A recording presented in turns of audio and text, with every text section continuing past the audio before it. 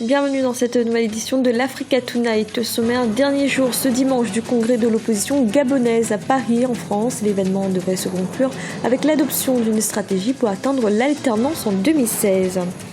La Cour pénale internationale a abandonné les charges contre le président kényan Uhuru Kenyatta. La procureure Fatou Bensouda a indiqué ne pas disposer de preuves suffisantes.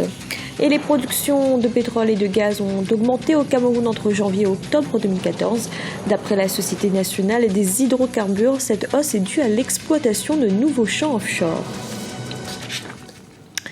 Le congrès de l'opposition gabonaise s'achève donc ce dimanche à Paris en France. Pendant 3 jours, les participants ont planché sur une stratégie pour atteindre l'alternance en 2016. Les travaux devraient se conclure avec l'adoption d'une charte de consensus entre les différentes composantes de cette opposition. Ibrahim Ndiaye. L'opposition gabonaise en congrès à Paris en France. Sous l'initiative de la Convention de la diaspora gabonaise de France, l'opposition gabonaise est en congrès pour l'alternance démocratique. Sont présents à ce conclave des représentants politiques de l'opposition, de la société civile, mais également des syndicats.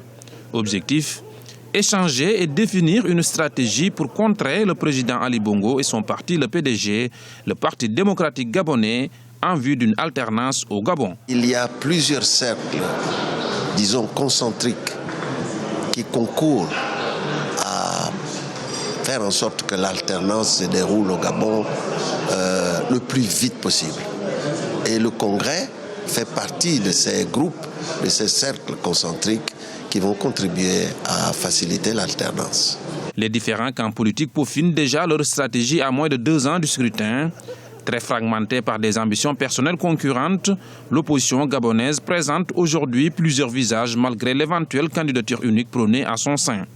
À Paris, le seul mot d'ordre était donc le rassemblement de toutes les forces vives de l'opposition pour obtenir un consensus national. À partir de ce congrès, on va tenter de constituer de faire un océan.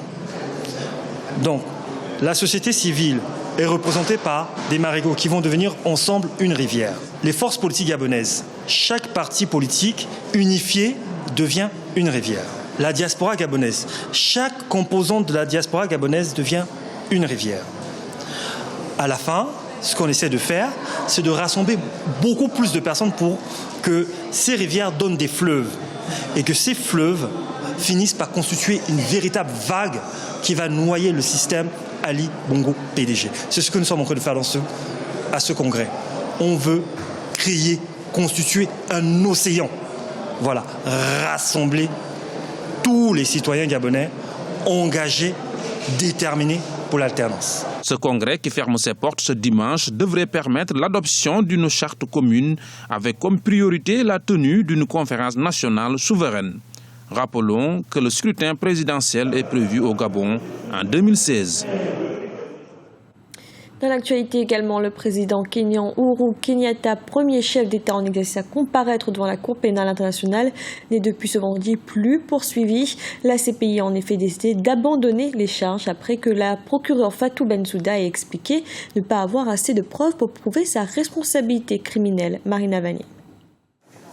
Abandon des charges contre le président kényan Uhuru Kenyatta. La Cour pénale internationale CPI a annoncé ce vendredi 5 décembre l'arrêt des poursuites contre le président du Kenya, faute de preuves suffisantes.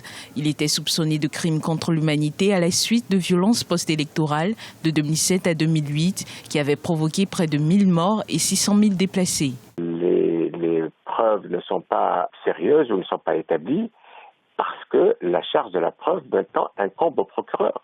Et le procureur ne peut pas accuser sans preuve ou ne peut pas accuser en lançant des idées ou des accusations non établies. Pour les juges de la CPI, le bureau du procureur n'a pas pu présenter des preuves suffisantes, au-delà du doute raisonnable, pour engager un procès contre le président Kenyatta. Le mercredi 3 décembre 2014, les juges avaient ordonné à l'accusation de déposer des preuves dans un délai d'1 semaine pour un maintien des poursuites, faute de quoi celle-ci serait abandonnée. Et cette décision du tribunal pénal international, à mon avis, est salutaire. Ça démontre que la Cour pénale internationale respecte ces principes-là et donc cette institution à prouver qu'elle fonctionne à charge et à décharge et qu'elle fonctionne dans le respect de l'accusation, mais qu'elle aussi fonctionne dans le respect des droits de la défense. C'est un soulagement pour le président en exercice de 53 ans. Cette décision est une première en 16 années d'existence de la Cour pénale internationale, déjà en mal de crédibilité pour n'avoir engagé des poursuites que contre des personnalités africaines. La désignation de la Canadienne Michaëlle Jean à la tête de la francophonie ne fait pas l'unanimité. Lors d'une conférence de presse, l'ancien ministre des Affaires étrangères de l'île Maurice, Jean-Claude de Lestrac, a dénoncé ce qu'il appelle la trahison de Dakar. Pour l'ancien candidat, la charte de l'organisation n'a pas été respectée. Aminata Diak. Ce sont les chefs d'État qui décident le jour J à la fois de la personne et de la feuille de route qu'elle sera tenue d'appliquer. Comme l'ancien Premier ministre congolais Henri Lopez, tous les autres candidats au poste de secrétaire général de l'Organisation internationale de la francophonie s'accordaient sur ce principe. Seulement, l'exaspération semble monter après la grande rencontre qui s'est tenue à Dakar au Sénégal les 29 et 30 novembre dernier et qui a vu la désignation de la Canadienne Michaëlle Jean à la tête de l'institution. Parmi les détracteurs, l'ancien ministre des Affaires étrangères de l'île Maurice, Jean-Claude de Lestrac, ancien candidat qui estime que la charte de l'organisation n'a pas été respectée. Le nouveau secrétaire général a été désigné et imposé par une entente diplomatique entre la France et le Sénégal. Elle s'est manifestée suite à des tractations dont la plupart des pays membres ignorent les tenants et aboutissants. Le prétexte est qu'il y avait 4 candidats africains et la candidate du Canada qui entendait se présenter. Et alors ? C'est bien pour gérer ce cas de figure que l'article 6 de la charte de l'OIF prévoit une élection. Pour certains spécialistes, le scénario de l'élection de Michaëlle Jean n'a rien d'inédit. L'organisation aurait dans le passé eu recours au consensus pour nommer son dirigeant. S'il était au fait de la procédure de nomination du secrétaire général de la francophonie, il s'apercevrait que ça s'est toujours passé de cette manière-là. En 1997, lorsqu'on a nommé le premier secrétaire Boutros Ghali, en 2002 à Beyrouth, lorsque on a choisi Abdou Diouf, ça s'est passé de la même façon, c'est-à-dire la recherche d'un consensus autour d'un candidat. Le fait qu'il n'y ait pas eu un candidat unique africain, c'était déjà un mauvais signal, mais le second mauvais signal, c'est que si on avait fait comme d'habitude, c'est-à-dire sans tenir compte du thème même de ce sommet, l'Organisation internationale de la francophonie aurait été en contradiction avec elle-même. Selon Jean-Claude de Lestrac, l'île Maurice a toutes les raisons de se sentir trahie puisque la candidature mauricienne a été assez largement encouragée tant par des diplomates français qu'africains. Il soutient également que tous les dirigeants politiques qu'il avait rencontrés n'ont eu de cesse d'affirmer que le poste de secrétaire général devait être occupé par un représentant des pays du Sud, un Africain 100 ans, dans le respect de ce qu'il appelle le pacte de Hanoï. Au Cameroun, les productions de pétrole et de gaz ont augmenté entre janvier et octobre 2014, d'après la Société nationale des hydrocarbures. Cette hausse est la conséquence de l'exploitation de nouveaux champs offshore, mais aussi de la modernisation des installations. Guevanido. Au Cameroun, le pétrole brut et le gaz ont respectivement augmenté en termes de production de 15,10% et 123,9% entre janvier et octobre 2014. Une hausse qui s'explique par l'exploitation de nouveaux champs d'hydrocarbures. Le premier facteur, c'est certainement des recherches qui ont été accomplies ces derniers temps et la modernisation de certains dispositifs. Il y a aussi de nouveaux marchés qui s'ouvrent. Vous êtes sans ignorer également que il y a quelques mois, la Centrafrique tombait dans une situation d'instabilité politique, ce qui a ralenti nettement aussi les exportations en direction de ce pays.